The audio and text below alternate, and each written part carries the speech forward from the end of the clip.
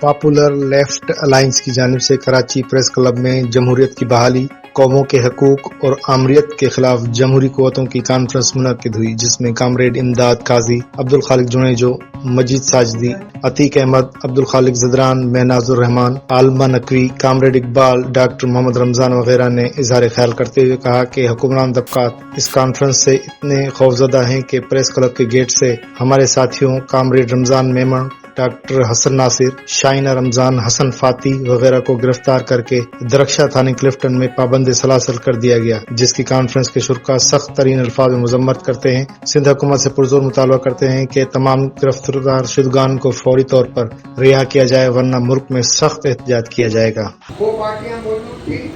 جو کچھ مستقل سطح پر سیاست کرتی ہے اور وہ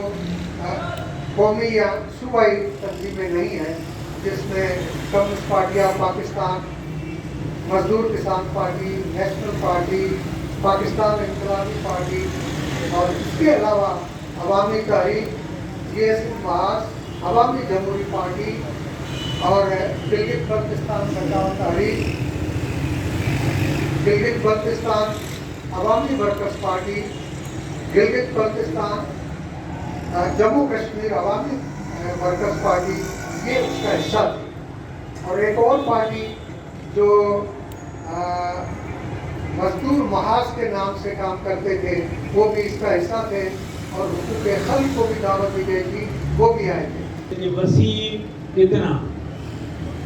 اس کا دائرہ کتنا ہو، اس کی بنیادیں کیا ہوں، اس پہ بھی گفتگو ہونی چاہیے۔ لازمی نہیں کہ آج ہم کوئی طے کر کے ہوتے، لیکن اس پہ اب گفتگو ہونی چاہیے۔ میری اپنی ذاتی رائے میں وسیع اگر ہم کہتے ہیں تو وہ اسٹیٹس کو حامی اور اسٹیٹس کو مخالف قوتوں کی لکیر نکالیں۔ وسیع تب ہوگا جو بھی اس سسٹم کی تبدیلی کی بات کرتا ہے، اس اسٹیٹس کو توڑنا چاہتا ہے، وہ ہمارا ساتھی ہے یا ہونا چاہیے، اور جو اس اسٹیٹس کو قائم رکھنا چاہتے ہیں وہ ہمارا ساتھی نہیں ہے۔ یہ میرے خیال میں وسیع ایک بنیاد ہو سکتی ہے، اور میرے خیال میں اس وقت اور ظاہر اسٹیٹس کو جو اس سے مستفید ہوتا ہے وہ اس کو قائم رکھنا چاہے گا،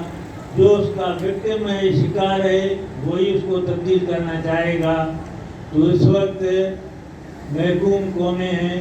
اور مظلوم طبقات ہیں جو اس سسٹم کی وکٹم ہیں۔